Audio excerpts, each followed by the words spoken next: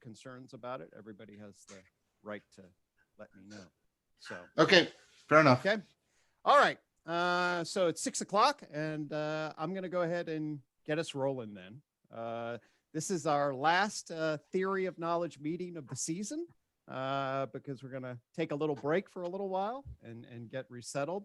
And I couldn't be more excited. This is a perfect finale for me. So for John to come and share his wisdom with us today. So let me tell you a little bit about my frame on John and what he means to me. I really see John as a modern day hero of the academy.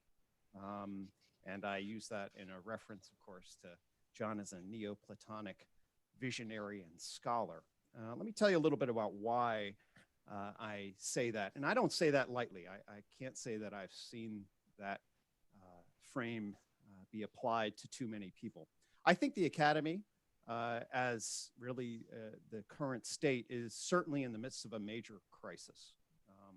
I felt that for a long time in relationship to what the academy was trying to do. It seemed to me to be sort of a landscape of chaotic, fragmented pluralism that didn't appreciate its proper role in relation to the times. It didn't appreciate its proper mission and vision. It didn't have an idea for creating a space in which we could both honor knowledge and cultivate wisdom. And then I look out at John's life.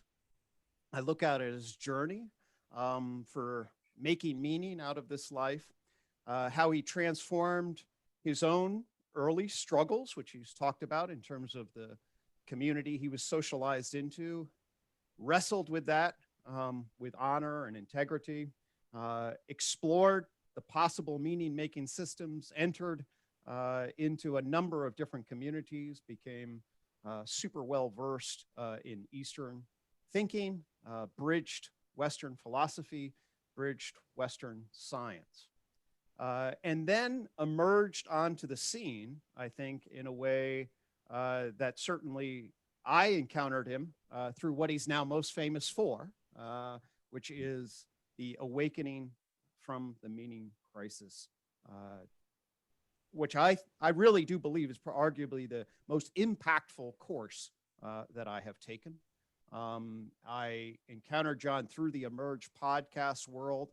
I listened to him, heard about the meaning crisis, and took it. And as I confessed to him, as soon as I started to absorb it, I doubled my walks so that I could accelerate through it.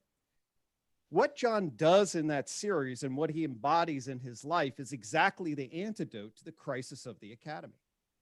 It fundamentally represents a tackling of knowledge, and at its heart, at the core of what it represents in terms of the chaotic, fragmented pluralism, along the deepest questions of matter and mind, science and society, and then does so in relationship to speak to the deepest concerns we face, and then to channel those into what is the kind of practices and ecologies and ways of being that is so desperately needed in this time between worlds. And not only that, as he connects to other people, he is transforming and generating an emergent practice of dialogos, which is in the best Socratic tradition. And I have been honored and thrilled to connect with John and contribute my part to that journey. And John, just thank you so much for all that you do, friend. Thank you, Gregg. Like,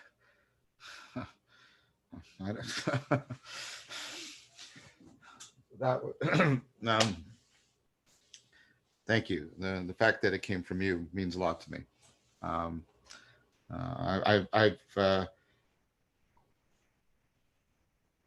said this at the end of we will release next Friday, our final episode together of Untangling the World Knot. I mean, I've just been astonished by Gregg and his work, and and he saw things about the connection between his work and my work that have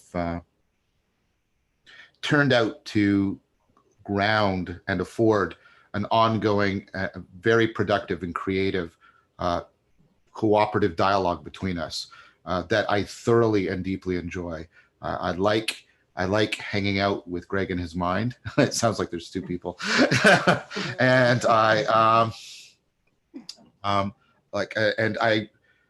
and as we made our way through, I mean, we had some conversations, and I started to get a sense of what was going on. I started to get like he's bloody Aristotle, and I'm getting this sense, and then I like I said, I wanted to do the work on on consciousness in a dialogical fashion, and Gregg turned out to be the perfect partner for that. And I've just been, and my appreciation for his participation and contribution and friendship throughout that just grew and grew. So much so that I want Gregg and I and another person you might have heard of, Christopher Mastropietro, to work together to do something similar on the nature and function of the self. So, you know, people are much more revealing by their deeds than by their words. And so the fact that I want to continually include Gregg in the development and promotion of my own work, which is dear to me, indicates how dear he has become to me. And so I'm very, very grateful to be here, and to participate in Gregg's community. So when he asked me to do this, I said, sure, of course. Amen, friend. Thank you so much. I am, you know, it's been a great journey on consciousness, and I'm looking forward to the self. Yeah, it'd be a lot of fun. It should be a lot of fun. I mean, like, especially some of the insights that that co-emerged, right? That was really, really wonderful. Really wonderful. Definitely. Super cool. So speaking of the self, John, I think the folks here would love to hear a little bit of your narrative about, you know, how did you, you can start anywhere, but I think you know, sort of your journey to the awakening, and then your journey since the awakening in terms of the remarkable impact. Those are two sort of phases that perhaps. Yeah, it's feeling like the before the Common Era and Common Era division for me. I hope that's not sacrilegious, because John, it's the birth of the new axial age is going to be dated to.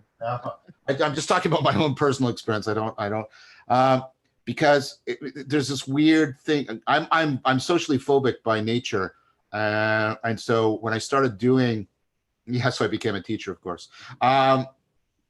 And so when I started doing this series, I was experiencing sort of a profound exposure. And then I got sort of used to that. It was waking me up in the middle of the night for quite a while. But then as things sort of settled in, and I accommodated as human beings are wont to do, a second thing started happening, which is this entity, John Vervaeke, started emerging that felt like something somewhat separate from me as I live my life. It comes out in really, because when I meet people now, they often act as if they know me really well, which is a very strange experience for me. And it has sort of so yeah, in terms of my sort of sense of myself and my presence in the world, the awakening from the meaning crisis is definitely a bifurcation point.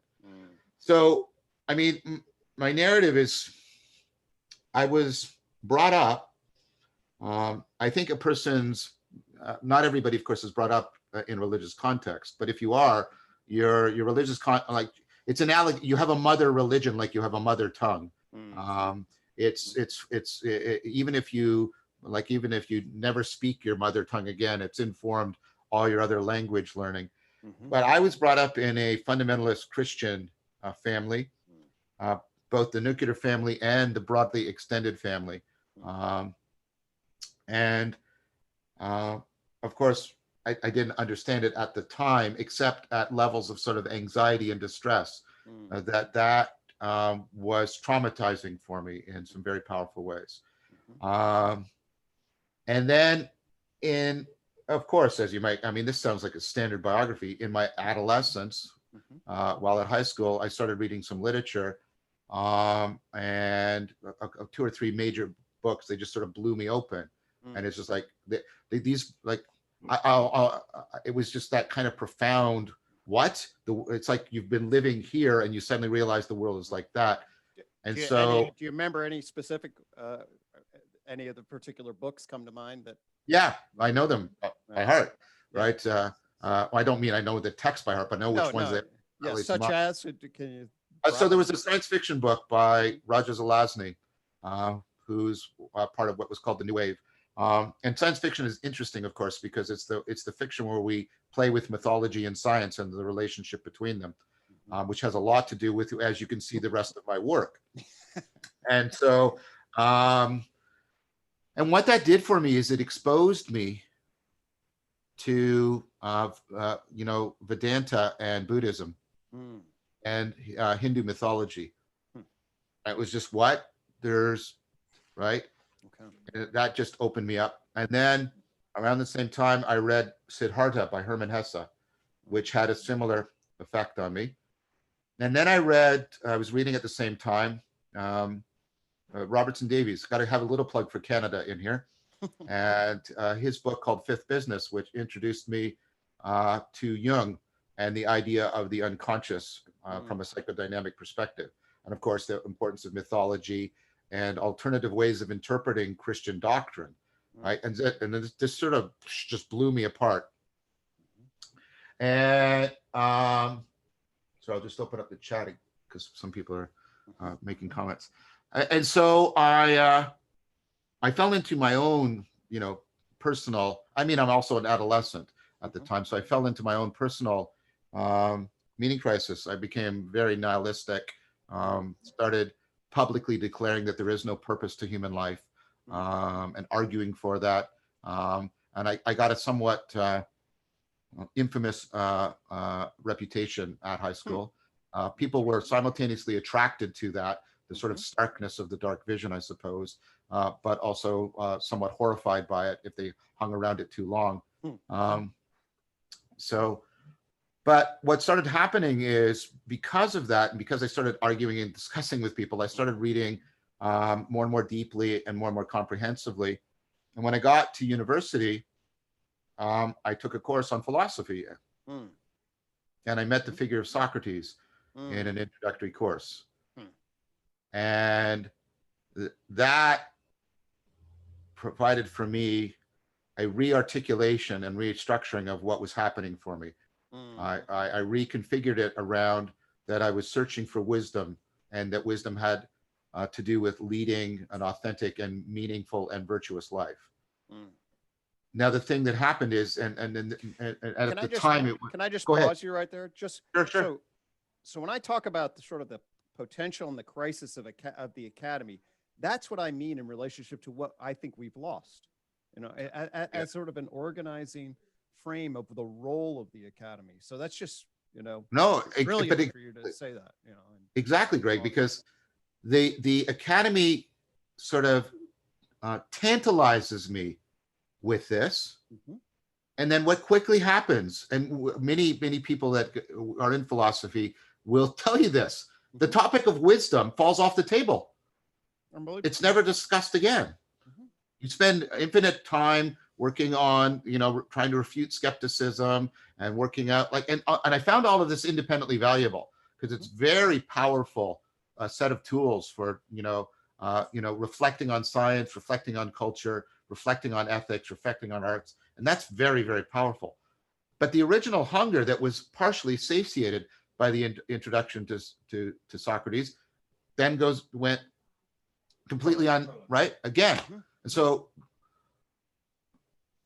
like I said, I went on academically in philosophy because I found an independent value in the tools. But I turned out of, I went outside the academy for the cultivation of wisdom. And so I was living near a place that was called the Meditation and Tai Chi Center, where they were teaching. And I'd already been, because of Siddhartha and Lord of Light and even Jung, I'd been already starting to do some meditating on my own, and I was getting a taste for it. And so I went there, and they taught an ecology of practices. That's where I got that idea from. Yeah. they taught Vipassana meditation, metta contemplation, and Tai Chi Chuan for flow induction. And Maybe we could that get was an optimal grip on the world. yeah, very much. And so that's where I got the radical introduction through an ecology of practices to these other kinds of knowing. I didn't articulate it that way at the time, Sure. but what was happening is I was being dumped into, being immersed in people who have a tradition of exploring and cultivating in depth procedural knowing, perspectival knowing, and participatory knowing. And so that just grew in me. Now, for a while, these two things were just trundling along. I was leading like these two lives, the wisdom cultivation life and the academic knowledge accumulation life. But then what happened, and I came to a point of frustration in the academic life. I got my MA in philosophy and then I left the academy. Okay. Yeah, I wonder about that. I got so frustrated that it was like, this is just not, right?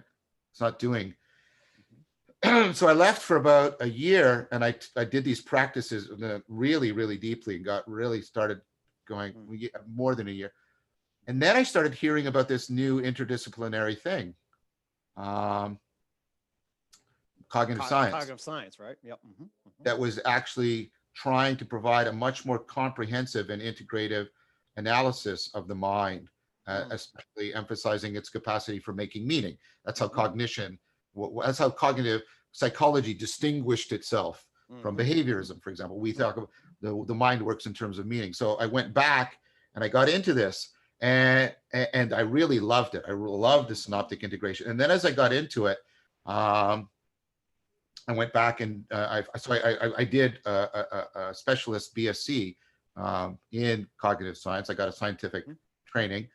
And because I'd already done all the philosophy when I did my philosophy degrees, I didn't have to take any philosophy. So I was able to double up on all the psychology. So actually I ended up taking more psychology than you would for a psychology specialist. Right. So people started offering me while I was in graduate school, jobs teaching psychology courses. So I started teaching at the University of Toronto. Was that where you were? Yep. Started teaching the psychology courses. And what started to happen is the cognitive psychology and the cognitive science are starting to talk about wisdom before the philosophers, by the way. Yeah.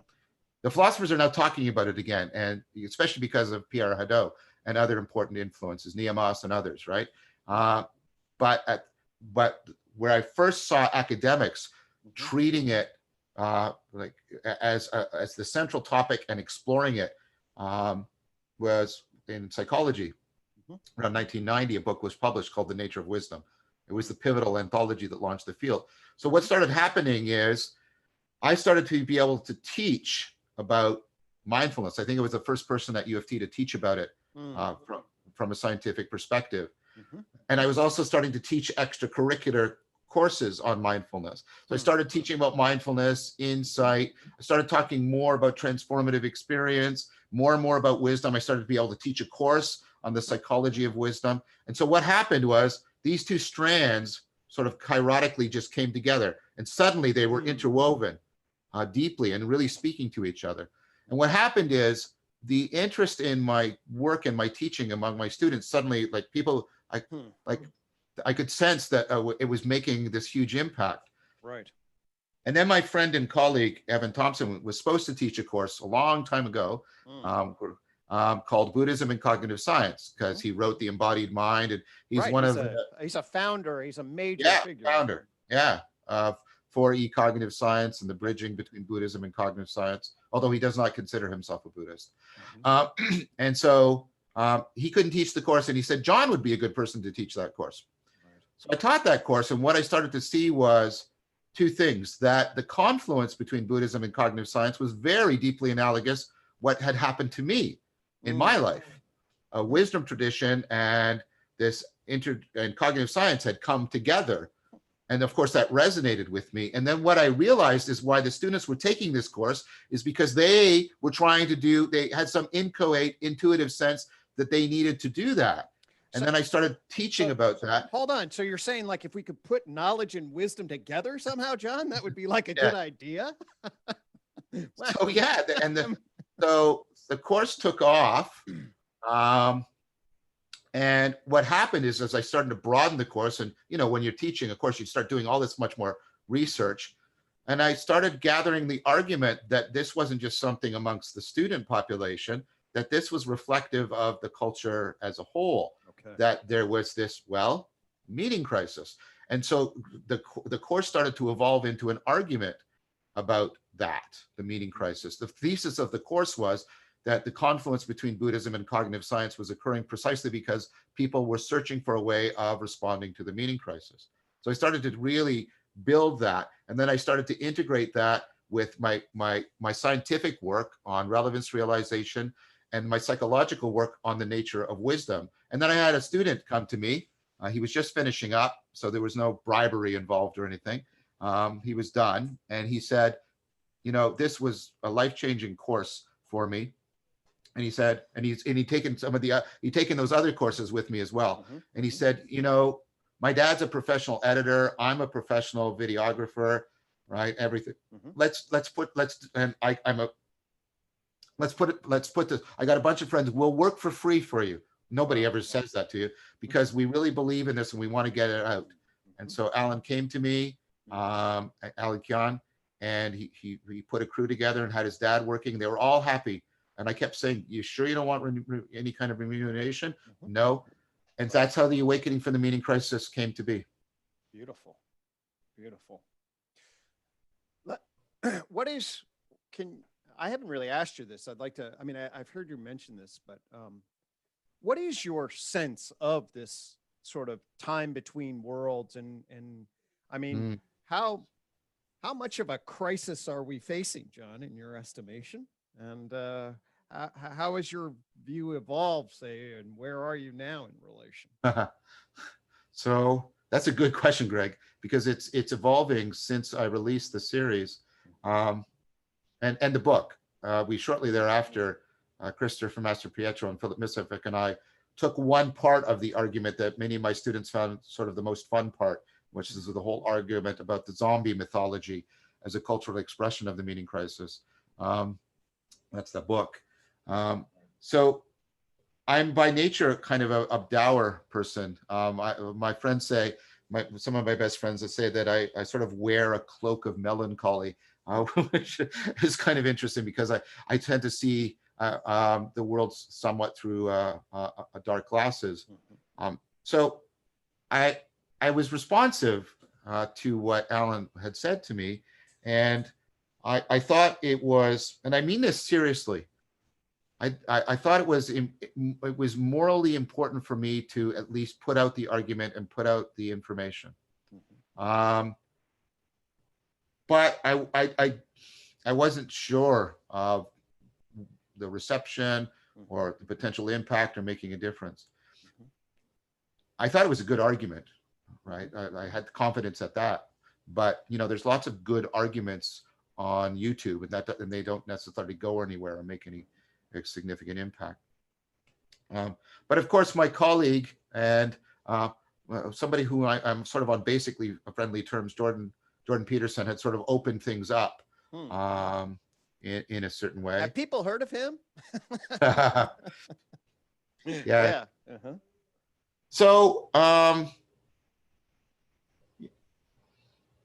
was pessimistic. My view was that. So my view is that we are genuinely facing a meta crisis, ecological, socioeconomic,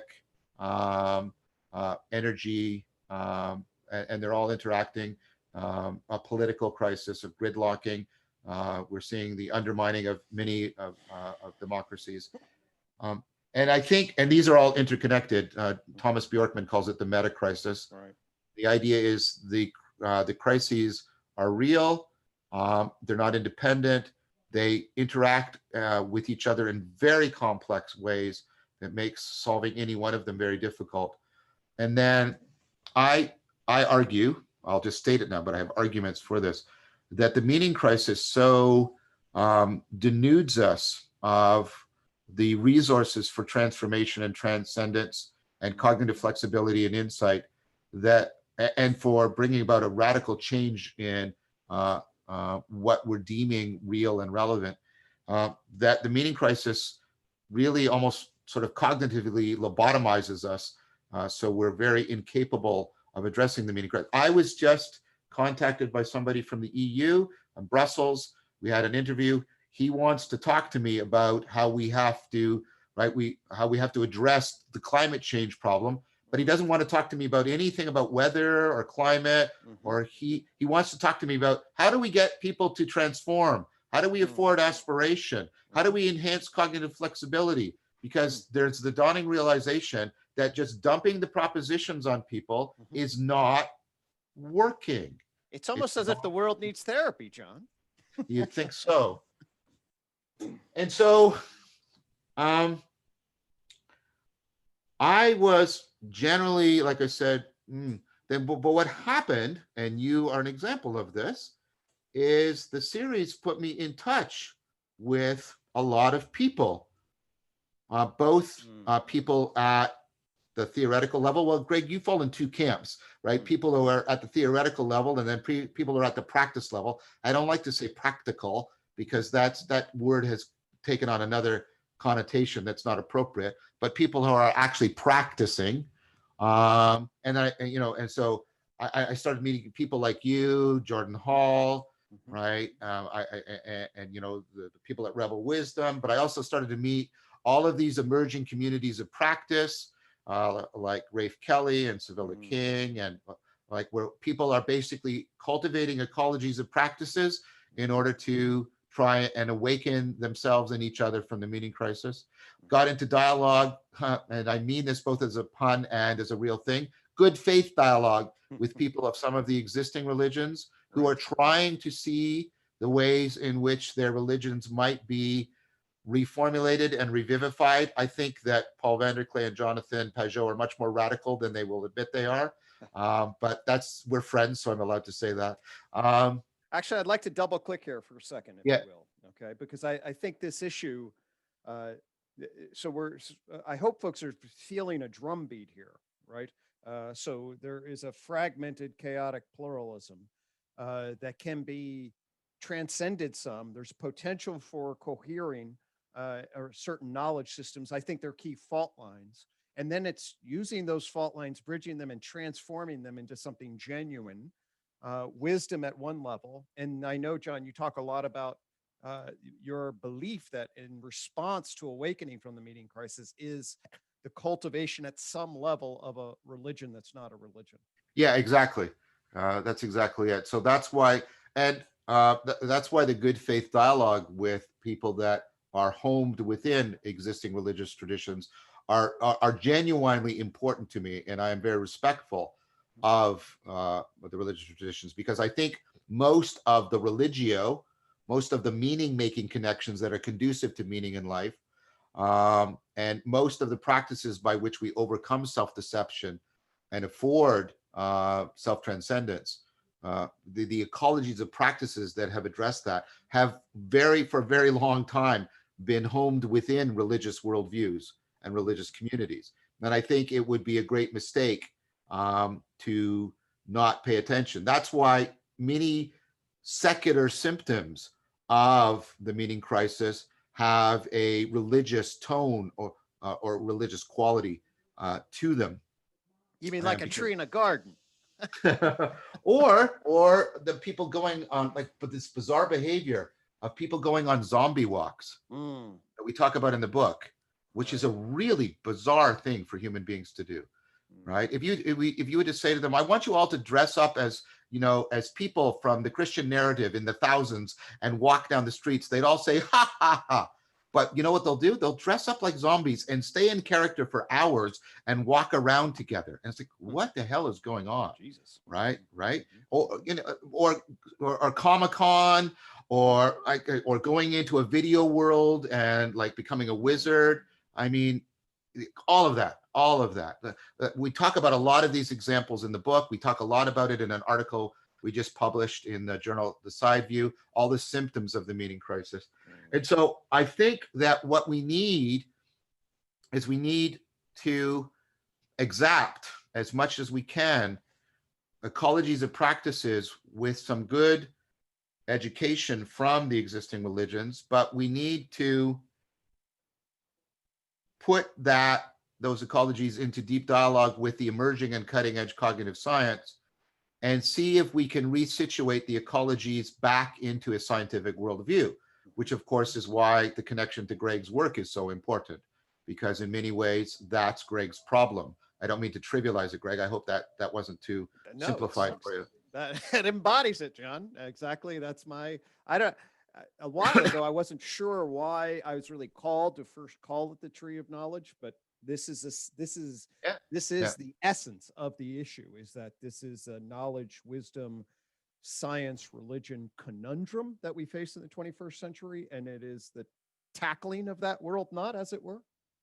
Very much, very much. And so I think that, like there's good evidence that if you belong to an established wisdom tradition, and all the traditional ones are within a religious framework, you are actually much more likely to be successful in becoming wiser than if you try to do it within a secular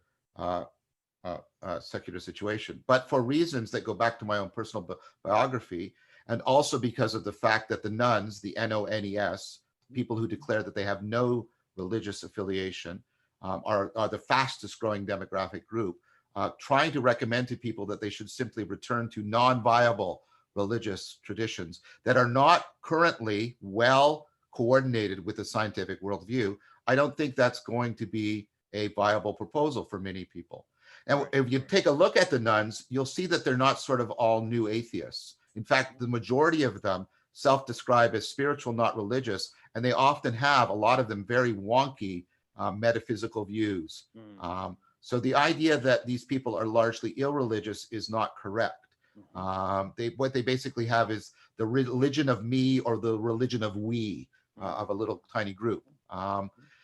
And so trying to, and that group is growing, and it's growing at the same time as the sort of the nihilistic effects of the meaning crisis are becoming more pervasive. So trying to simultaneously address, right, those people, respond to nihilism, which I think requires something like the kind of comprehensive transformations that you used to find in religion. At least that's how I've experienced it myself, and what I have a lot of argument and evidence for.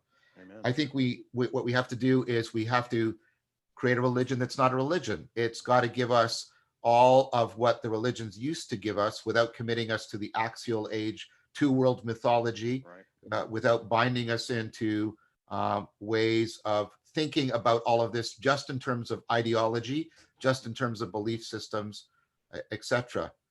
And, people are kind of trapped sort of between two traumas. Many people have been traumatized to varying degrees by the established religions, which is why they've left. But many of them are aware of the way in which pseudo-religious ideologies like Nazism and communism drench the world in blood. And so they're sort of trapped, not knowing which way to go. Yes. And so now, as you I believe that you think about this new phase that you're in terms of dialogos, as cultivating the kinds of, at least the transformational practice, and seeding the potential of connection and awareness that would enable the kind of transformation that you would hope to see. Well, thank you, Gregg. That helps me not have to shamelessly promote some of my recent work. So thank you.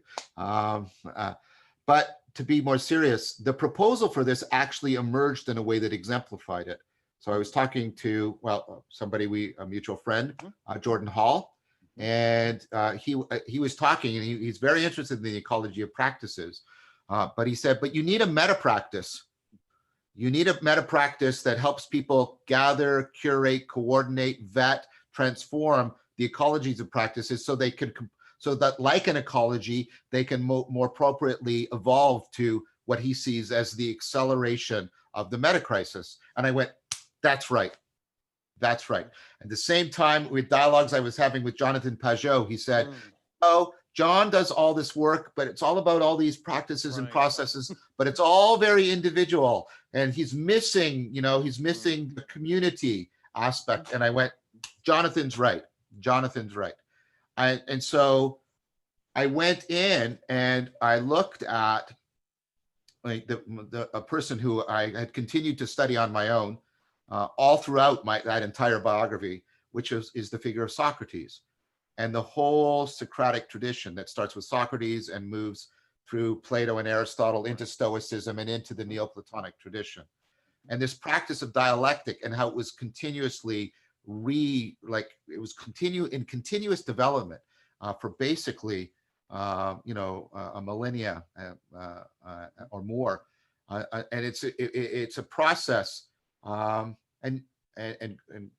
Gregg knows a lot about this. It's a process that integrates sort of an internal alignment of aspects of the psyche with an external alignment of how we can discourse with each other, so that we can make those two movements a coordinated movement by which we can afford getting into the machinery. So most of our, I was going to say something, I realized I hadn't introduced the topic. Most of our cognition is done in distributed cognition. Long before the internet networked computers together to disclose the power of network computation, culture networked people together to release the power of distributed cognition. We're relying on it right now. I didn't invent this language that I'm using. None of you did either. I didn't invent any of this equipment. I'm not running the electric grid. I'm not maintaining the Zoom platform, and on and on and on. Other than your naked body, I would predict that everything that is around you or you're using is the result of distributed cognition. But of course, we've created this bullshit about being rugged individualists in our cognition, which of course I think traumatizes lots of people, and Gregg has to help them in therapy with that. And so what dialectic into dialogos is a practice where you're basically coordinating meditative and contemplative practices individually with getting into something like a collective flow state with other people, so that you can tap into the power of collective intelligence and then recursively exact it, transform it into collective wisdom. And the idea is that collective wisdom, and there's evidence and argument for this, is the best thing we have for a meta practice that will help us to gather together. It'll train us, it will enculturate us in the kind of processing and the kinds of character and the kinds of sensitivity, the awareness of normativity that we need in order to create good and vibrant ecologies of practices and communities that sustain them. And this, of course, is exactly what dialectic was in the ancient world. So what I've been doing is trying to do the historical analysis and then do tons of participant observation, get involved with circling, insight dialogue, empathy, empathy circling, the anti-debate, and talking to people like Gregg, who, how is this overlap with the kind of things that go on in therapy? And also all these emerging communities of practice around all of these, they're growing like weeds. All of these communities where people are rediscovering the flow state within distributed cognition and how powerful. And what's interesting is when you go into these practices and you're involved, for example, in Guy Senstock's circling practice, and people start doing it. I'm doing participant observation. These are secular people. The language they start to use for describing what emerges and what they're experiencing, what they're participating in, it's inevitably religious language. They use all this religious language and spiritual language. And so my hope is that by talking to all of these emerging practices, deeply dialoguing with them, and doing the historical resurrection, or at least refurbishing of the ancient practice of dialectic, that working with many people, Christopher Mastrietto is my main partner, but also people like Gregg and Guy and Jordan, we can craft a version of dialectic for us that can serve as a place where we can create the kind of community and distributed cognition that will properly home and cultivate the ecologies of practices that people need in order to respond to the meaning crisis. So I do think that dialectic will play a central role in the religion that's not a religion. Sorry, I think I'm talking an awful lot. No, I was just soaking that in. That was beautiful.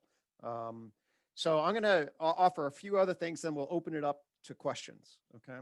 Um, so, so one of the things that I want to just, I'm continually struck by the degree of convergence across so many different domains. So those of you that know, so inner and outer dialogues. Yeah. Greg, I can't hear you. My microphone. Can you hear me? I can hear you now. Okay. So we had one of the fundamental basic maps that I use around human consciousness is a phenomenological heart system, our perspectival participatory knowing guided by valence qualia and then witness functions, right? Yep. And then a private narrator, okay, which we'll get more into when we do the self, and then a public self. And the flow within that, when that is shared to create a sense of relational value and coherence, what you find is you find people nourished, psychologically nourished, deeply, and moving towards transcendent and realization. Okay. And then what you so often find is broken static between the body, between the phenomenology, between a narrator and a public self, constant filtering, constant conflict, constant challenge and struggle, a broken dichotomized space interpersonally, interpsychically. Those are the people that come to see me. And with brutal internalizing neurotic conditions and conflicts and isolation and despair. Okay. So to me, it's striking to me to have that. That's a very basic model on both accounts, right? It's just basic. What is our human natures? What are the kind of interpersonal, intrapsychic contexts that we are oriented to come together around? And what is conducive to building the kind of social ecologies that are oriented toward flourishing? I think we know a huge amount about that. It's sad to me that we don't know how to consolidate that, how to distribute that, and cultivate ecologies of practice that actually watch that flourish. And, I think that that's what I see you doing and what you described there in relation. So I'm going to pull up I'm going to share my screen real fast because I just have to share this diagram to show the interface. And I just want to walk some folks through it. We talked about this at the second to last, the penultimate episode. But I'm going to share my screen and then I'll hush up and I'll invite folks so if folks can see my screen here. So I can see your screen, Greg. Okay. So here is, this is my representation of John's fundamental brilliant theory around cognition. And I share this just to build off what I was just tracking off there, was to show the synchronicity between our ideas is quite striking. And so what I'd like to do is I'd just like to show you, for me, when I heard about John's recursive relevance realization, and by the way, somebody asked, and this is, I think, a good question that I'm not sure that we highlighted enough in the video. SIM stands for scale invariant multi-level modeling. And what it refers to is the constant iterative processes across hierarchy to stay in contact. It stays in context both within a system and between systems to maintain harmony through a recursive relevant realization process. Okay. And what this does is it captures both the nature and generative function of the cognition in what I would call the neurocognitive functionalist model of mind. And it just does so unbelievably brilliantly in my estimation. But what John and I then are syncing up around is, okay, here's a broad model of sort of thinking about science, the natural scientific account of humanity writ large, and organized in relationship to a model of both reality and our scientific modeling of it. We talked about a shared sense of description, which, as John and I know, what do we mean when we talk about consciousness, mind, self, Yeah. unbelievable complexity there, yet we have models of the 4 P's of knowing and my map of mind that correspond really Yeah. dramatically closely. And that allows for a metaphysical syncing up in a way that I found to be extremely exciting. By metaphysical syncing up, I don't mean anything magical, mystery, or supernatural. I simply mean our concepts and categories align with a level of precision that is, in my estimation, very important. A number of people have metaphysical models, but I think you also need meta-theoretical models. Yeah. Those are a trans-paradigmatic view. And John, you identify, and I think totally rightly so, as adopting an integrative model of cognitive science. And I think Yes, you very much. capitalize it, right? Yeah. Where you basically say these are different territories, but there is a mountain range view of these different territories that has potential to cohere. And Yeah. then you offer a foundational thread that ties the various mountain ranges together and allows for a coherent picture to pop. And that's what I experience your theory is doing. And then for this complex interconnected relation of constructs of both cognition, of intelligence, and of phenomenological consciousness. And our journey allowed us to connect that to what I did is sort of create a neurobehavioral evolutionary base, okay, that they would then set the stage for the evolution of a neurocognitive SIM3R model. Mhm. And then we saw that link up very nicely. We then also saw the linkage between, okay, when we put this model in relation to a intersubjective other, the model that gives rise to then a potential relational recursive relevance realization. Yeah. And then finally, there's this connection between the system of propositional knowing, which then gives us our distributed cultural network of persons that know. And so ultimately what you see then is while I developed these 4 different models, I didn't really have a precise model of neurocognitive functionalism that would enable me to go from cognition and intelligence into consciousness. And boom, I find John, not only does he have that, but the way it networks and coheres the system together has been, it's been truly transformational for me. So I Yeah. just wanted people to see that lock and key interrelation, and just one of the reasons that I've been really psyched about our syncing up, as it were. So for me, first of all, your slides are great, by the way, Greg. For me, the fact that what I look for when I'm doing my work, I look for independent lines of convergence because they tend to increase the plausibility, the theoretical plausibility of your constructs. And so the fact that there is this convergence, and then, like I said, one of the things this series has afforded me is meeting a lot more of this convergence. Obviously, there's a selection bias there, but nevertheless, when the people that are being selected have worked out things to the degree that Gregg has, then it becomes I think a very good plausibility argument for the theoretical work. So that's been a godsend to me. So thank you for that. Well, I've got, me, I got a million more questions and possible domains that we can explore, but I want to make sure that other folks have an opportunity to share their reflections, observations, and questions. So why don't we just transition into the Q&A. Actually, I'll pause right there as people think about that. John, I see some questions already coming up. Is there anything that you want to make sure that you have an opportunity to share that we didn't necessarily touch on in that summary, or anything that's alive for you or on your mind that you wanted to? I don't think so. I think that was a very good overview in many ways. I'm happy right now. Great. I see a hand. Nick, you have a question.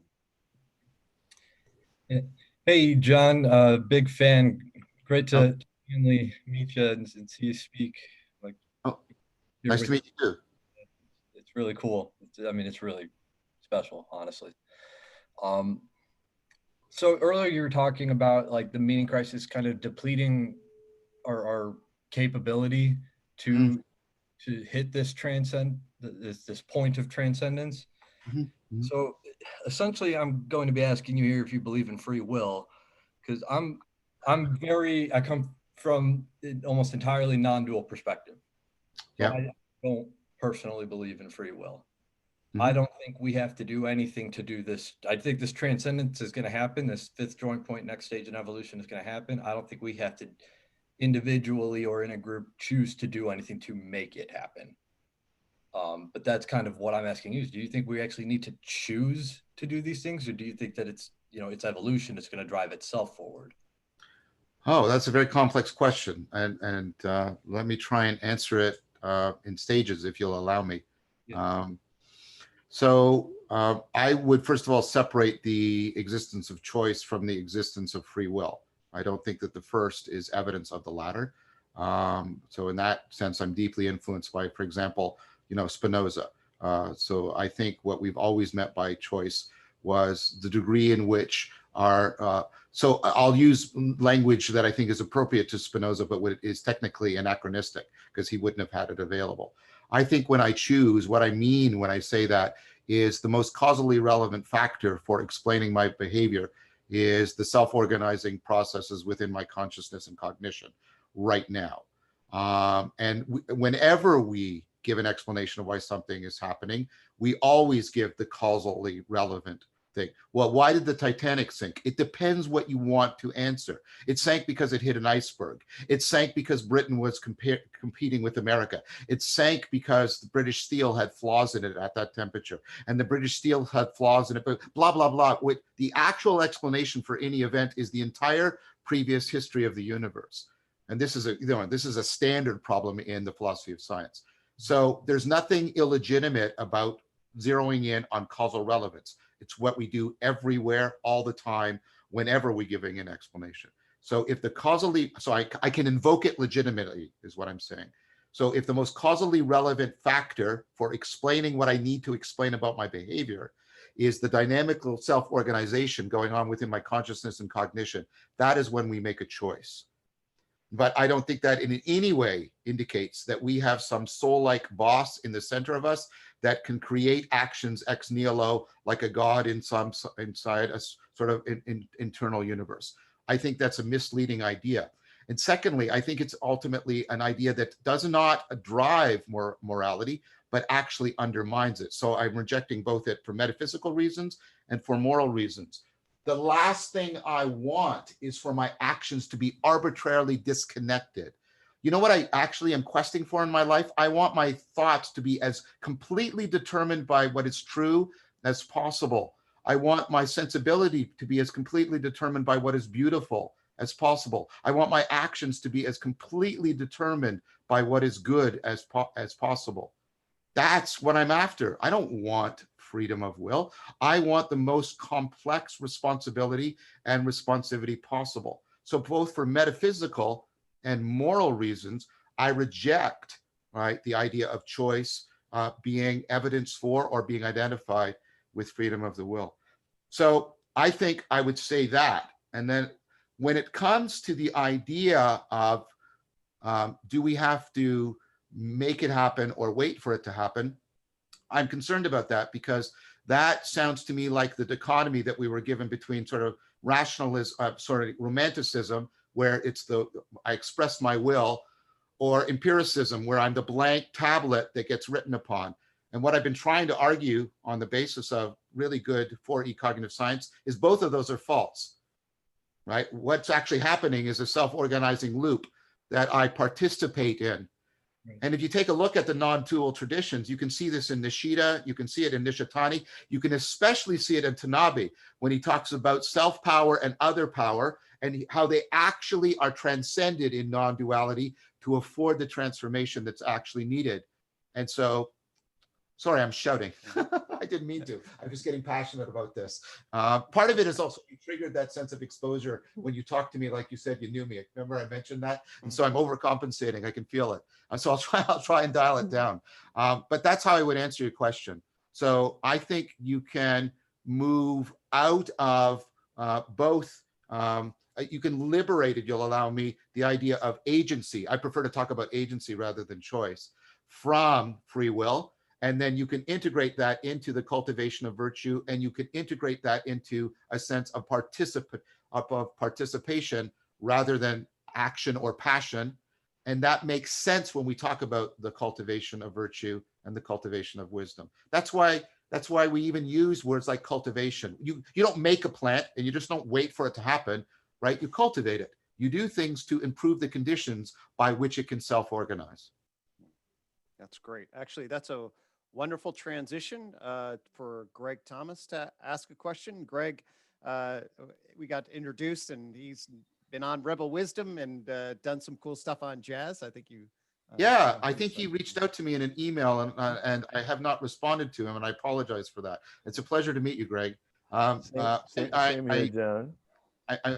I'm super busy. No. No need to explain. Okay, good. Thank you. Really, not at all. I figured that the time will come, and perhaps it will begin right now. Yes. I want you to know. That's been recommended to me by others, by the way. Oh, so. Really? Oh, okay, cool.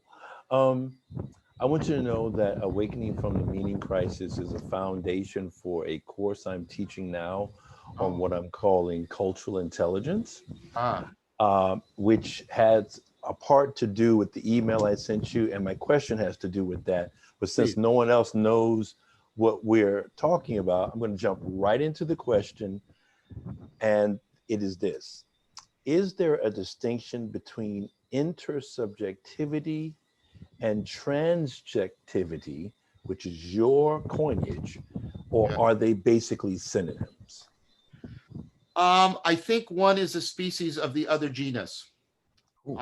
I think transjectivity between people is intersubjectivity, but I think there's a larger genus in which you can have, I think even non-person cognitive agents have a transjective relation. This is what we mean in 4E cognitive science, that even a dog has embodied, embedded, enacted, extended cognition. So I think I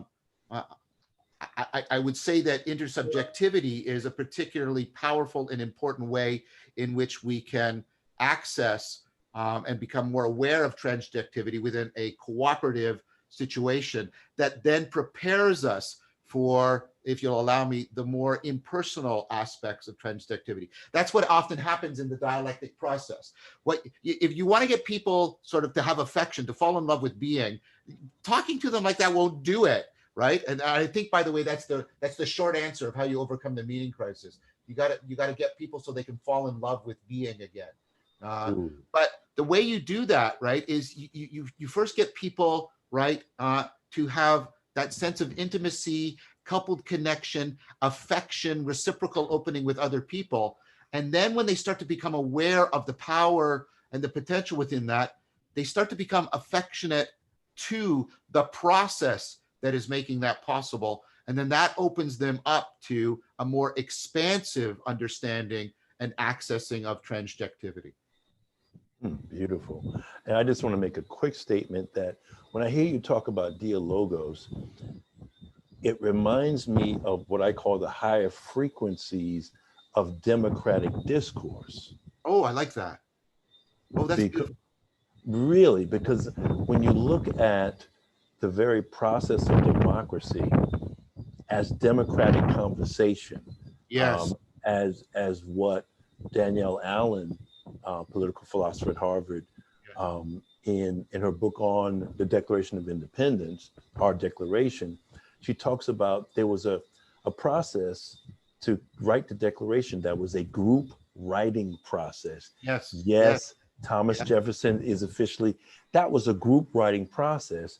And that was a process of dialogos, both directly in dialogue, verbally, but also in writing.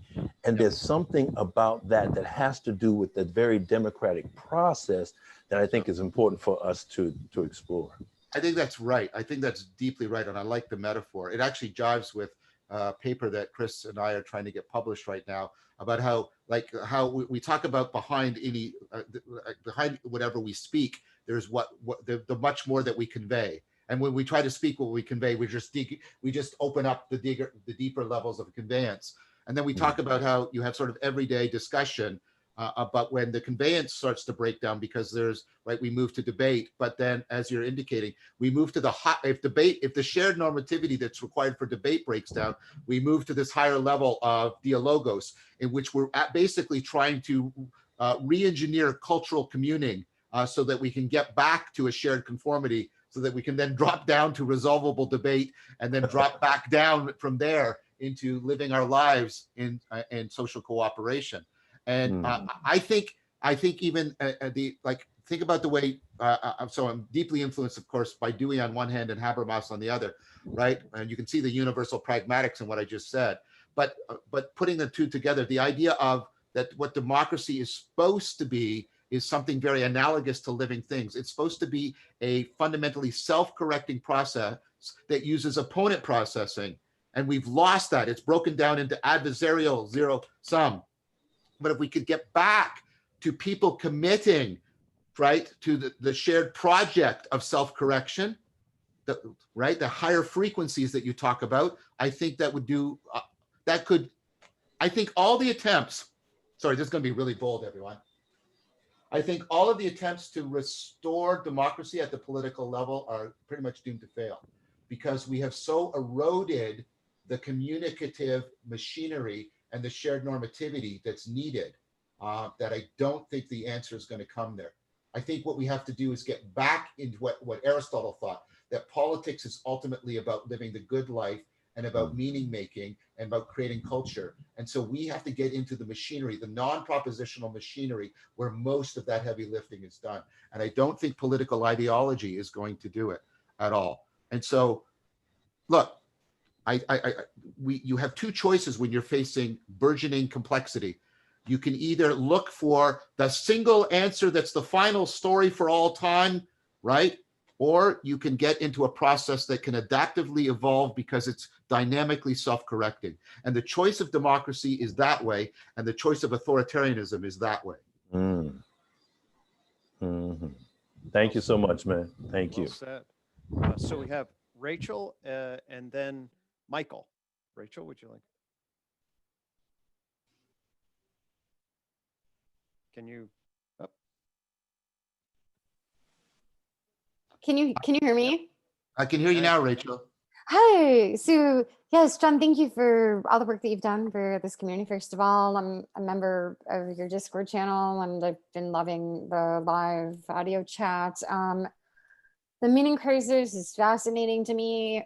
I actually wanted to ask you about something that I'm struggling with a little bit, that thing being mindfulness. I heard you mention that you were the first mindfulness instructor. Yeah. Yes.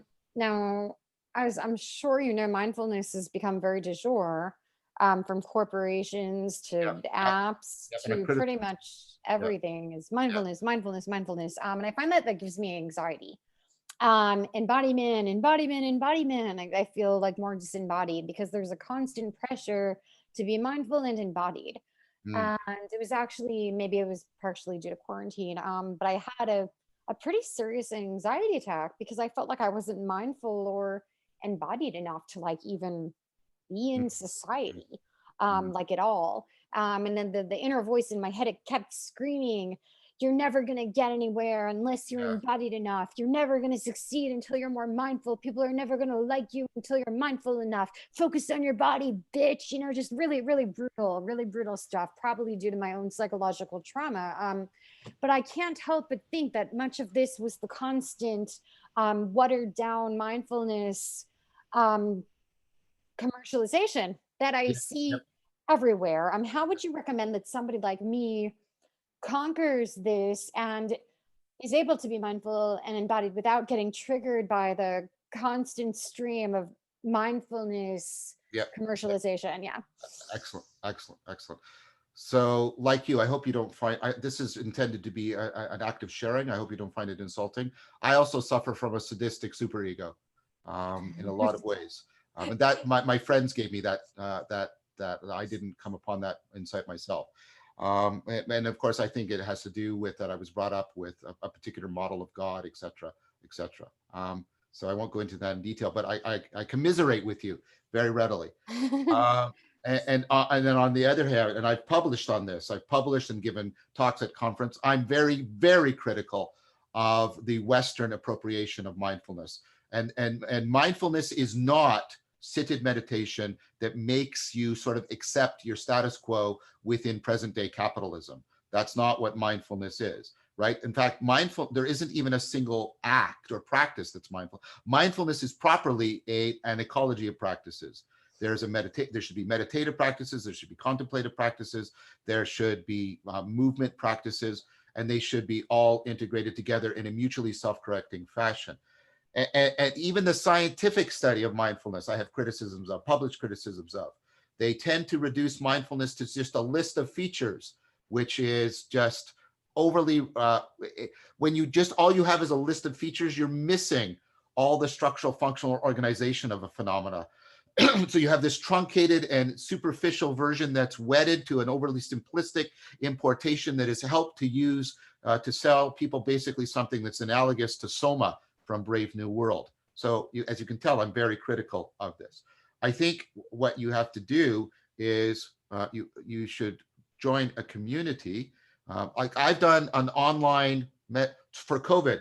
I met daily and took people through a meditation course, meditation and contemplation course. It's all on YouTube.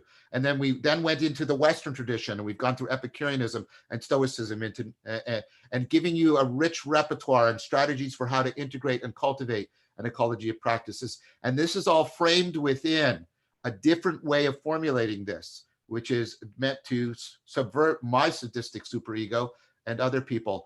And this is a metaphor that comes from the heart of the Buddhist tradition, which is, think of mindfulness practices, notice the plural, as a way of befriending yourself, rather than a way of trying to meet some external standard that has been given to you.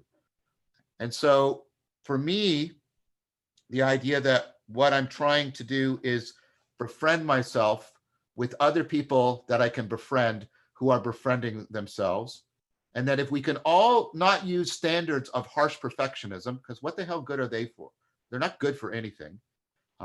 What if you did mindfulness under the standard of cultivating a virtuous friendship with yourself and other people?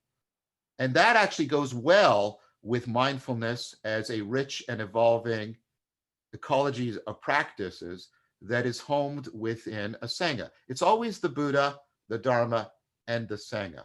And if all they're giving you is a little smidgen of the Dharma, they're just starving you. And they're putting you into a normative structure that I think is actually deleterious to the transformation people want. All of these things, I mean, another slogan I have is I talk about stealing the culture. All of this is radically countercultural. I want to do, sorry, this sounds ridiculously pretentious, but remember what I said about there is no political solution, to quote the Police. I hope you guys are old enough to know that the group, the Police, right? Spirits in the Material World, great Gnostic song. Right, I think I want to be like what the Christians were. They set up communities of transformative practice, and then they networked together and they created a counterculture that stole the culture bottom up. I'm not saying I'm not trying to convert anybody to Christianity, but what I see all of these communities that are emerging and starting to network together doing is they're stealing the culture. And so I would like to teach people mindfulness in the context of befriending themselves so they can steal the culture. Beautiful. Yeah. It's worth noting here, I think, again, another point of convergence. So I'm not a meditative practitioner, but I'm a big believer in psychological mindfulness. And so basically that's a metacognitive stance. And you can extract a huge amount of wisdoms from some basic principles of, what I try to encapsulate in calm. Yeah, calm, MO. That's correctly. Just curious, acceptance, loving compassion, motivated toward valued states of being, in relationship to a critic, which is critical, rejecting, irritable, tense, and controlling. So that, in other words, AKA a sadistic superego. and then embodying that in relation. Think about yourself as sort of internal family systems and how to cultivate that inner dialogue along those lines, and then interpersonal dialogue and the proper context for that. And, sorry, Greg, I didn't mean to interrupt. no, go ahead. I'm influenced here also by Han and his idea that we have moved, and this is how he has a critique of Foucault, right, and the panopticon idea. It's one of the best and most succinct critiques of Foucault that I've read. But Han has the idea that we have now moved into the stage of self-exploitation by being put into an achievement culture. And that's exactly the opposite of what at least the Buddhist and Taoist homes of mindfulness were supposed to be doing. Interesting. Mike Mascolo has a question. Unmute. I tend to sound better when I'm muted. Hello all. John, this was a very exciting talk. I wish I had a question for you. I don't. I wish that what I kind of want to be able to do is to celebrate what you've said and comment on it or ask you a question, but I can't do it. And so I apologize that the way I want to try to connect to what you're saying is to give an opinion of what's been moved in me from what you've said. So I'm going to talk about me rather than you, even though I want to talk about you. I'm sorry. It's okay.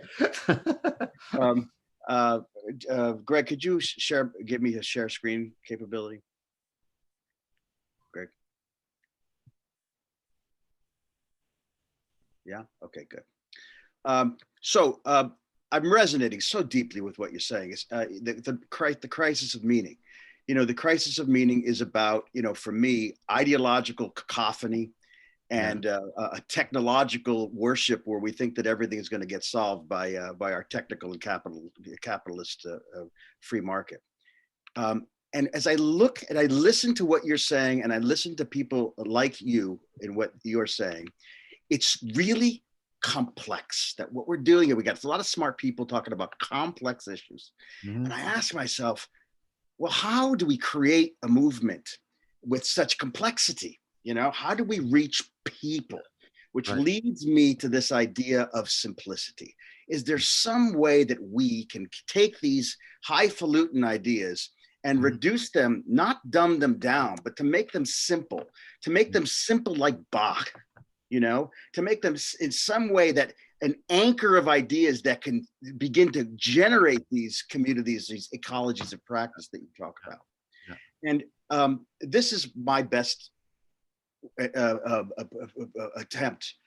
failing attempt to do this.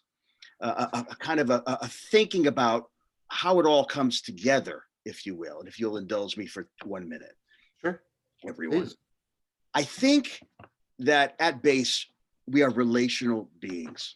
Mm-hmm. And I think that that is a very integrating concept. I think we're relational beings. What that means for me, and I'm going to go back to McMurray, a theologian, who talks about fundamental motives of humans as being, you know, a dialectic between fear for the self and love for the other. Mm-hmm. Mm-hmm. And I believe, as a relational person, that all identity, all selfhood, all practice, all morality, all ethos comes from intersubjective relations. It comes from how we relate to the other. It doesn't come from God, doesn't come from evolution, it doesn't come from Kant's mind, it comes from relations, that they emerge from relation. And that when we relate, we create a morality of rights, a morality of care, and a morality of virtue. And I think something like a trichotomy like this, or like Gregg's integrity, that which enhances dignity and integrity through well-being through integrity.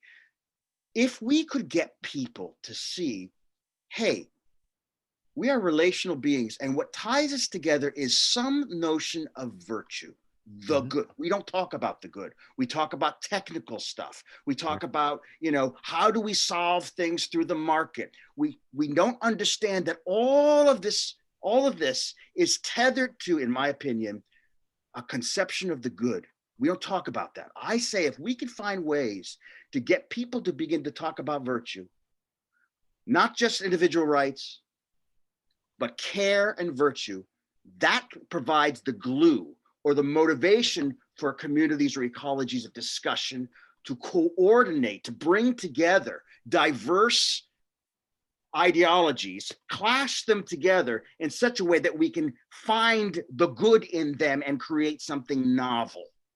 And that something novel might be knowledge, if you will. I don't know how much sense I just made. Yeah. The idea here is how can we get to the masses in a way that is as simple as Edith Bunker, and then bubble up to be the profound transformations that we need. So I want to respond to you in depth because I think your point is prescient in an important way. You have to allow me to distinguish between when I'm talking about some of this stuff in the language of explanation and science to try and articulate it so it could fit into a scientific worldview, and how I talk or what we do when we're engaged in the practice.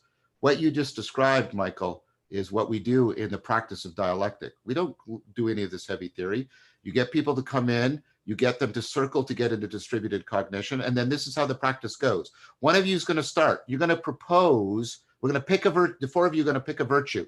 You're going to propose an account, what you think that virtue is. What's courage? And then what another person's going to do is they're not going to dispute you or debate you. They're going to amplify you. They're going to be a mindfulness mirror. They're going to say, oh, when you were getting to this one point, you clenched your fist. Go back and clench your fist. What does that feel like?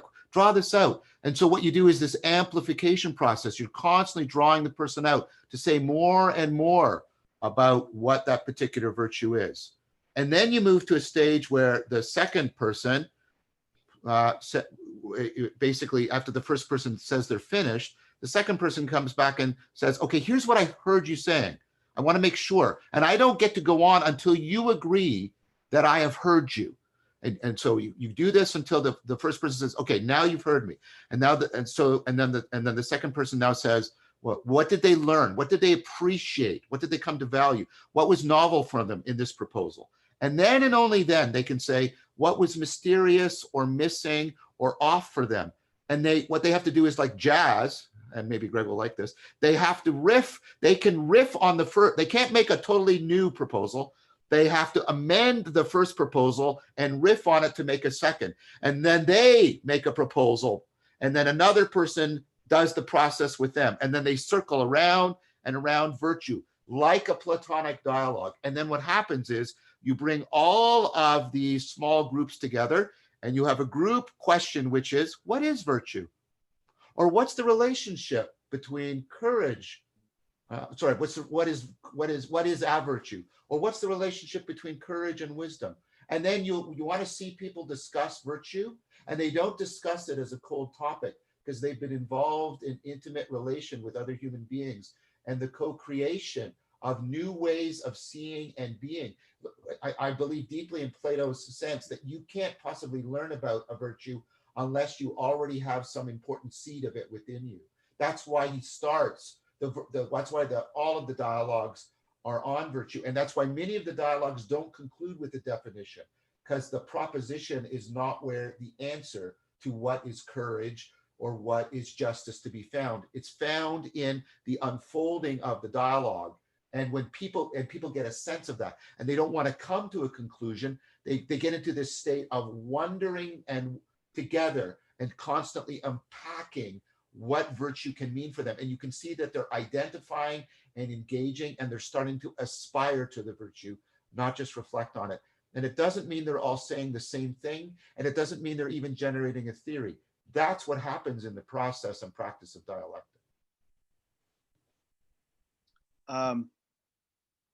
Yes.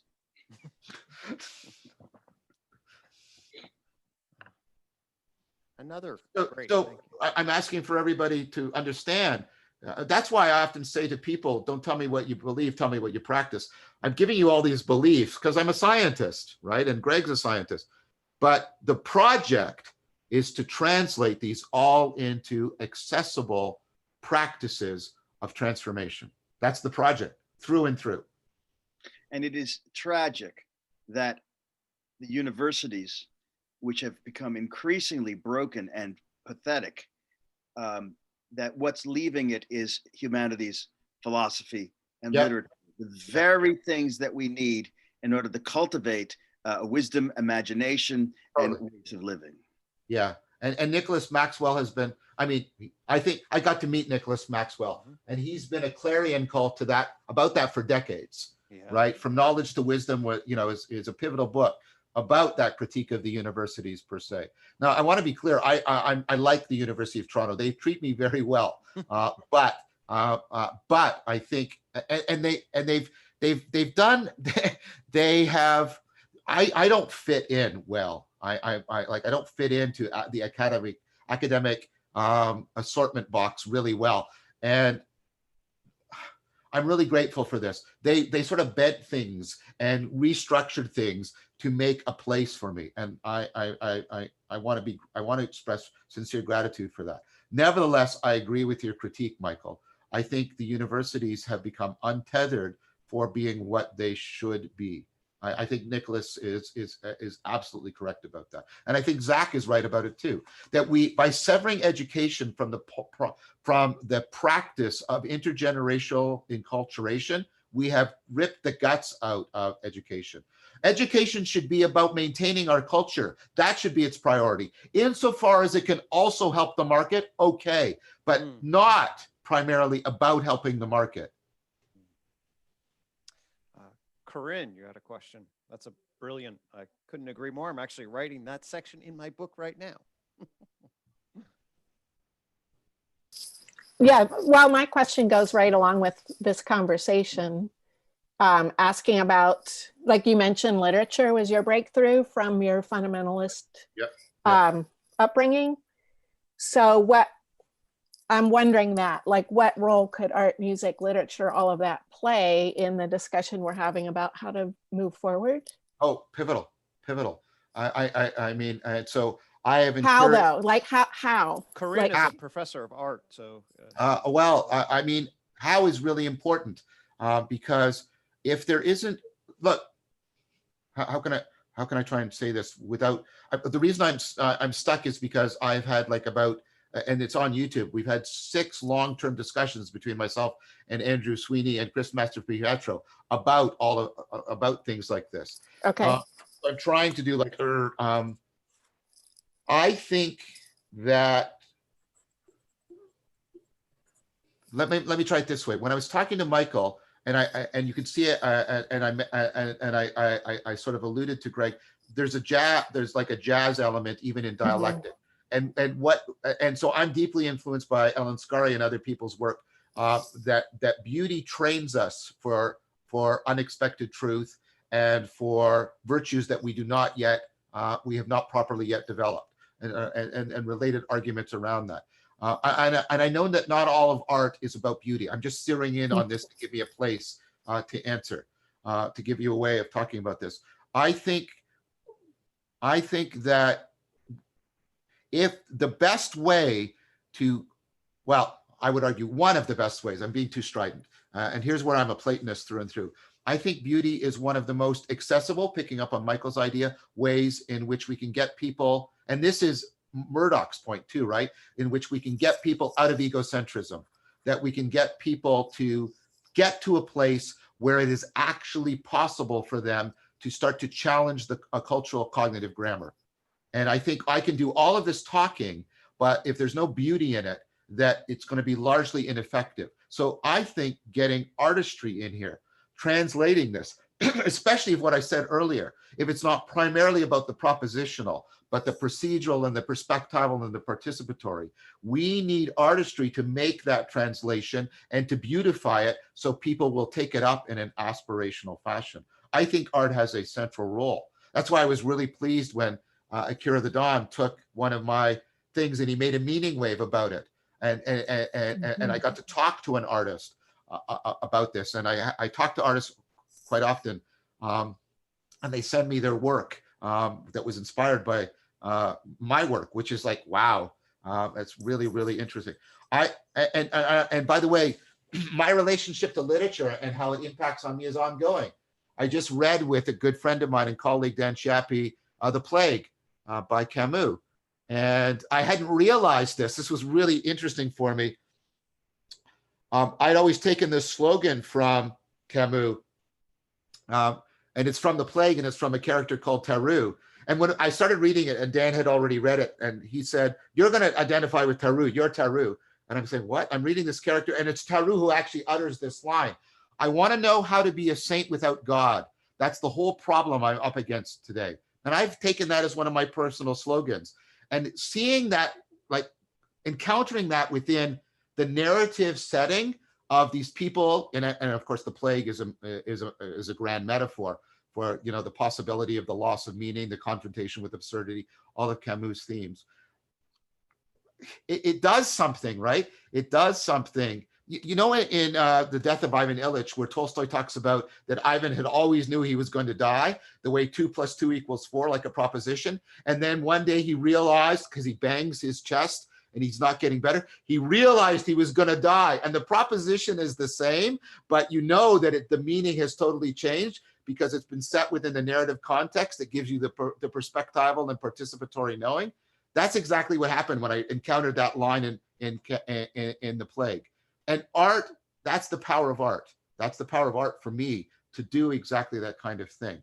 And so I think it is one of the most important ways in which we can translate the propositional into the perspectival and the procedural and the participatory in a way that draws people, beautifies things, draws them outside of an egocentric perspective so they can seriously consider altering their cognitive cultural grammar and aspiring to something else than what they are.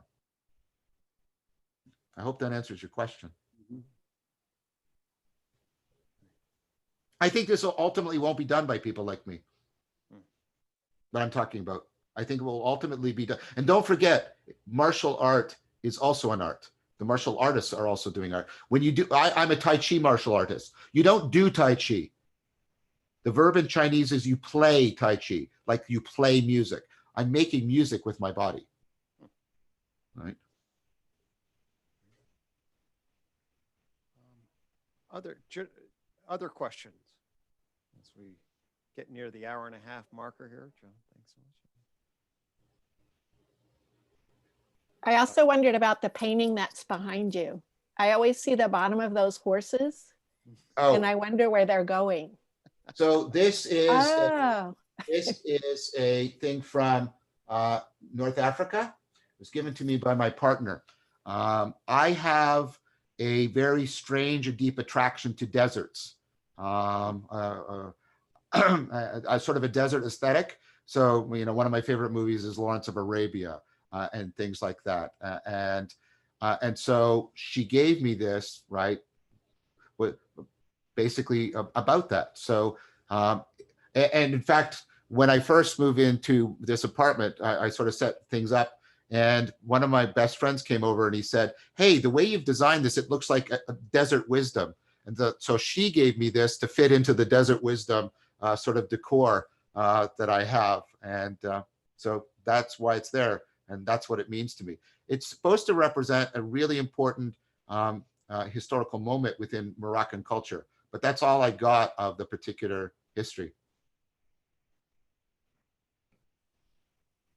Thanks for that, Corinne. I had wondered that too, that I never reached consciousness to ask. So there it is. I keep changing my backgrounds because I used to do the bookshelf thing, and then people were like, they started, you know, and everybody has the bookshelf, and I thought, yeah, everybody does. And then I had people were they wanted to know what books were on my bookshelf rather than any of my work or any of the stuff I was trying to talk about.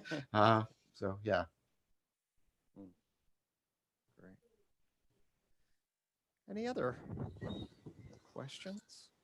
Okay, in case there was someone else who hadn't spoken, but I'm wondering, both for John and Michael, when you were speaking, I mean, I resonate with what you were saying, but I wonder to a certain extent whether or not it's a developmental issue that must be brought to bear.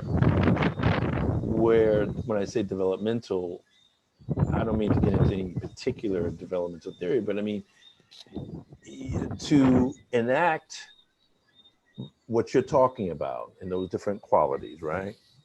Care, the good, and such.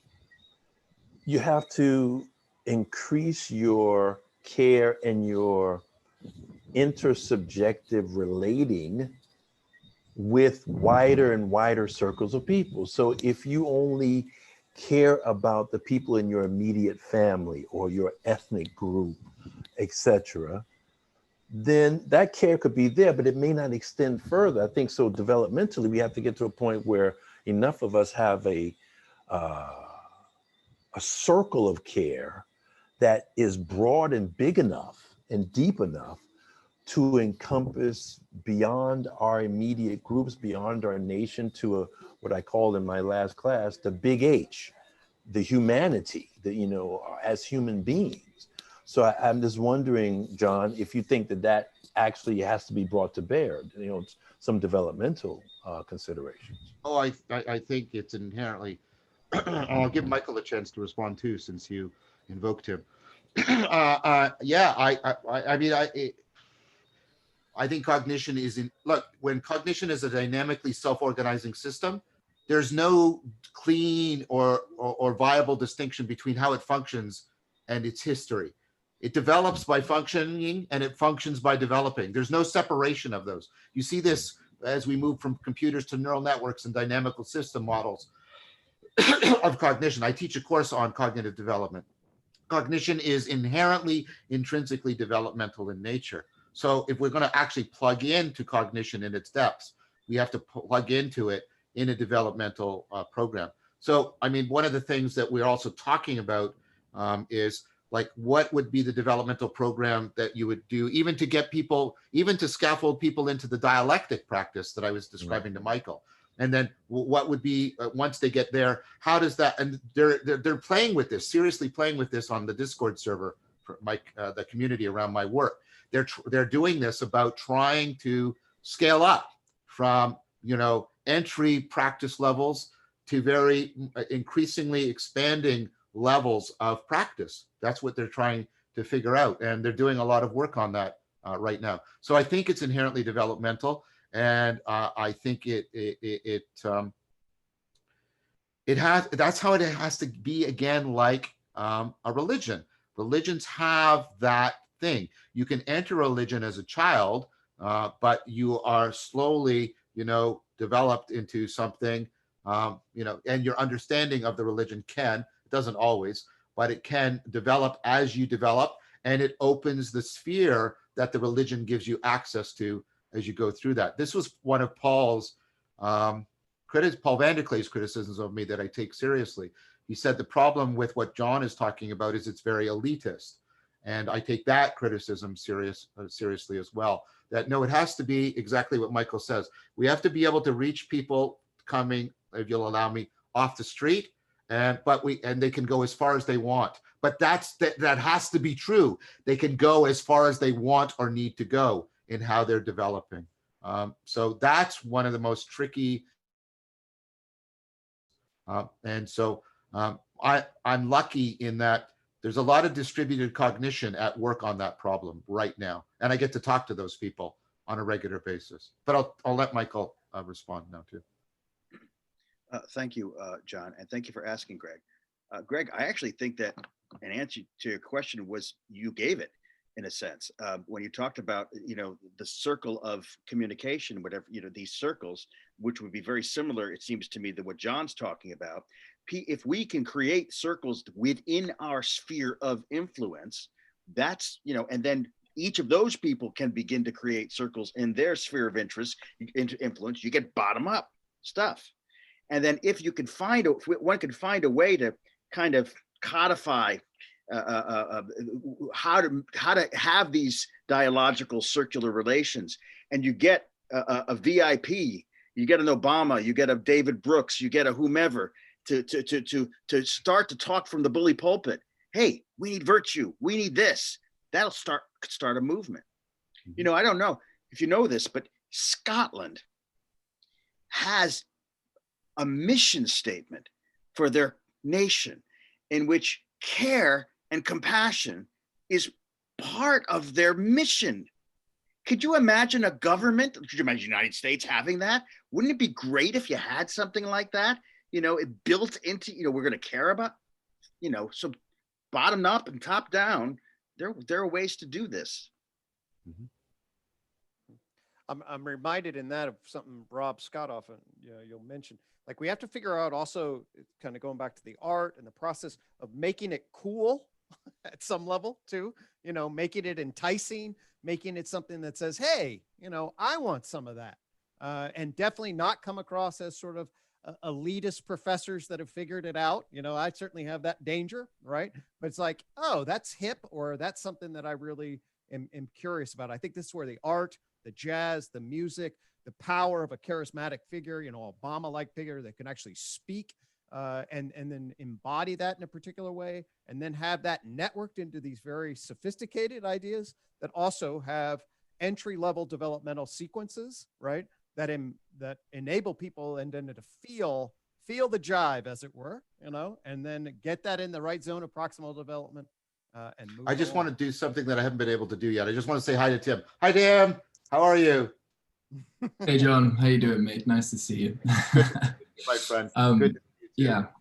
I've been silent, really enjoying it, but I actually just had a follow-on comment here. I know we're probably moving to close, but on this topic of making dialogos cool, let's say, or how to help a bottom-up process of people reaching out to each other, get involved in conversation, engage in discussion. That's been something I've been sort of looking at many different levels. One of them last year, when it was possible to be out in the world a bit more, was at bars and at restaurants, and at sort of making relationships with managers and seeing about inviting people and engaging them in discussion and what have you. And we did a number of events on that, and they were very meaningful in different ways.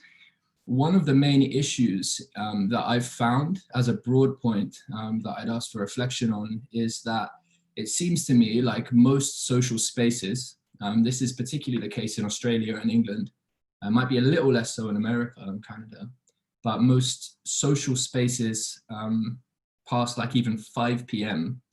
Are sort of run on the fuel unit of alcohol. It's not really possible for these places to be open unless they're selling alcohol. And in my experience, alcohol is maybe antithetical is a bit strong, but I found it perhaps antithetical to actually enculturating the kind of meaningful flow fundamentally that we're looking to develop here. So I just wonder thoughts about alcohol. I've thought of drinks to replace it, but it's a real thorn, I find. Yeah, so when we lost religious heritages, we lost the social space, the non-alcoholic, well, other than maybe the Eucharist, right?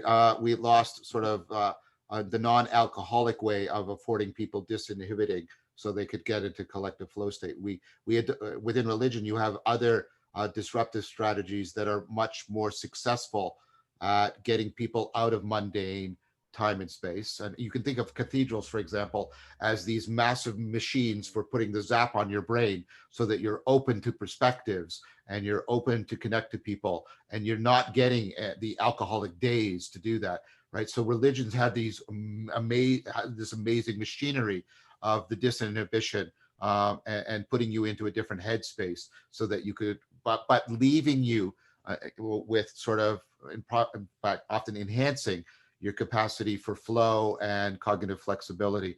And so what I'm seeing in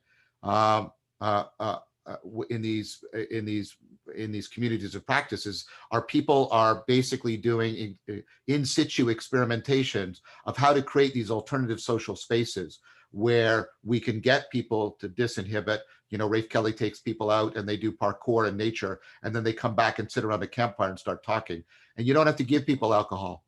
Right? What happens is this kind of thing spontaneously starts to emerge. He's having tremendous success in it.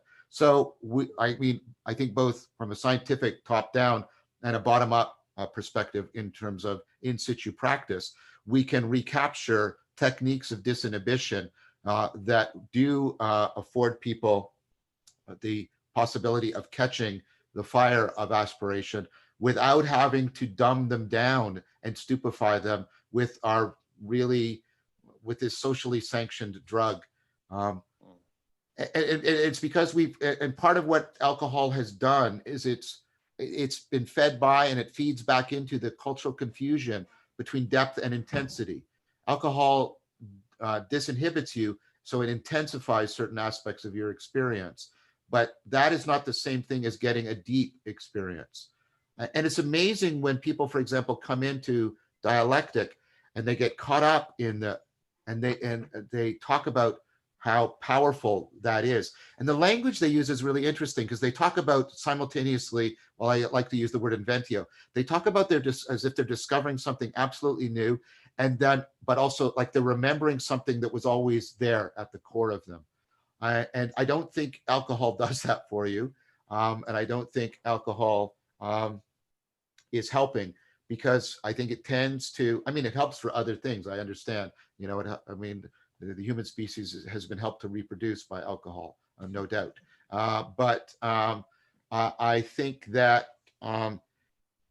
insofar as we're using alcohol to disinhibit, it's not affording the cognitive flexibility, and it's actually enhancing the confusion of intensity with depth. And so trying to create alternative social spaces that do the disruptive practices, do the disinhibition, and get people out of mundane time and space, mundane sense of self, but also empower them for self-transcendence. We know that's possible. Religions have done that. And so, and things that look like religion are doing it right now. So it's a very real possibility. I don't know if, I mean, to make it something widely disseminated the way pubs and bars are, I don't see that happening given our current socioeconomic structures. So that might also have to be something that would come out of a successful stealing of the culture, very much the way the Christian churches created a different social space of agape, and that transformed non-persons into persons, and that spread like wildfire. If I may, forgive the hokiness of this, but it seems to me that where alcohol fails, the great disinhibitor seems to me is caring and love in the service of meaning. People will be less inhibited if they feel loved. Yeah, in fact, in fact, alcohol tends to create reciprocal narrowing. And when you start to get reciprocal opening, that's how you get people to fall in love. And I don't mean just sexual love, philia, right? Agape, reciprocal opening. That's what affords love. I'm glad I got to answer your question, Tim. It's very good to connect with you again, as always. Thank you, John. Great. Actually, I think that that's a wonderful spot to bring it to, the cultivation of philosophia, loving, wisdom, energy. Yep. So, John, let me once again thank you for coming here and sharing your knowledge and wisdom with us. It's been great. Deeply enjoyed it, not surprised by it, but deeply moved and enjoyed it tremendously. Yes, Gregg.